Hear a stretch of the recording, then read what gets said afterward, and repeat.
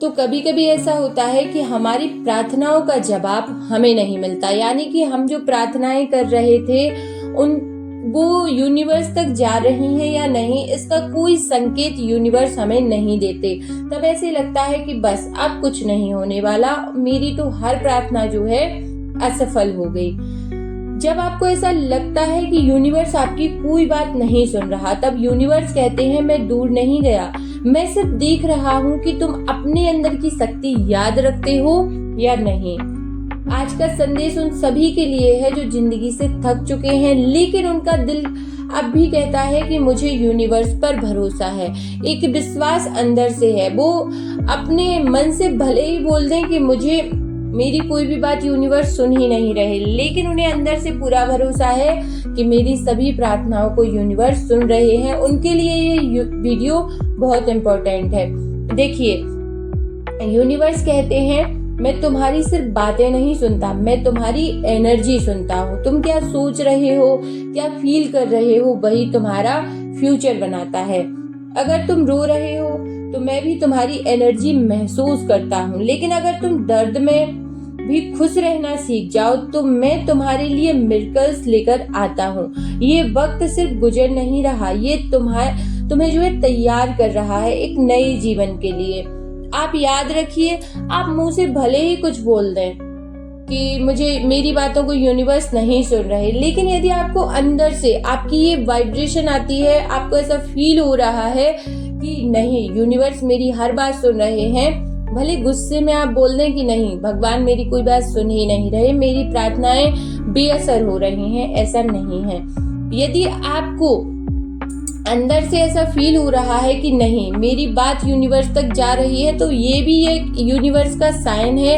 यदि आपको अंदर से एक शांति महसूस हो रही है कि यूनिवर्स सुन रहे हैं, तो ये भी एक संकेत है कि यूनिवर्स सुन रहे हैं, वो आपको तैयार कर रहे हैं उस बड़ी सफलता के लिए, उस बड़ी अचीवमेंट के लिए।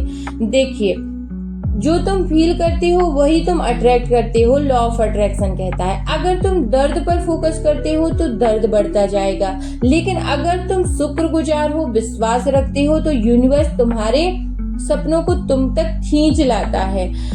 याद रखिए, आपको कितनी ही बड़ी कितना ही टफ टाइम आप फेस कर रहे हो, उस समय भी आपको आपके शब्दों पर, आपकी वाइब्रेशन पर ध्यान देना है कि कहीं आप डीपली उस दर्द को महसूस ना करने लग जाएं, अन्यथा आप वही अट्रैक्ट कर लेंगे।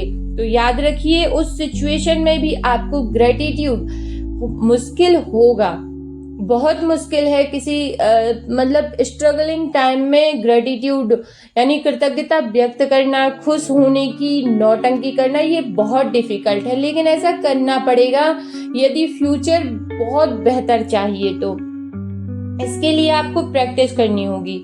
आंखें बंद करो और सिर्फ 2 मिनट के लिए यूनिवर्स से कनेक्ट हो जाओ। दिल से पूछो, हे यूनिवर्स, मुझे याद दिलाओ मैं कौन हूँ, और मैं महसूस करो एक साइलेंट एनर्जी कहती है कि तुम मेरी ही एक रूप हो, तुम मेरी वही पावर है, तुम में भी वही पावर है जो पूरे ब्रह्मांड में है, और तुम कुछ भी बन सकते हो, कुछ भी पा सकते हो। अब एक संकल्प लो, मैं फियर नहीं, फेथ चूज करूंगा। मैं उसी फ्रीक्वेंसी पर जाऊंगा जहां मिरेकल्स होता है।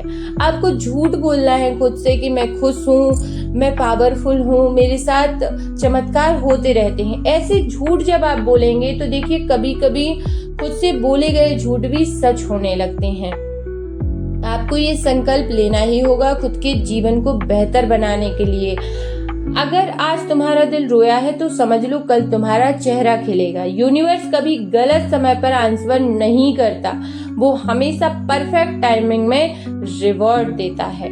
आज बस कमेंट करके लिखो, मैं यूनिवर्स पर पूरा भरोसा रखता हूँ, और इस वीडियो को उन तक पहुँचाओ जिनका विश्वास अब कमजोर पड़ रहा है। शायद यह वीडियो उनके बैकअप कॉल उनके लिए बन जाए।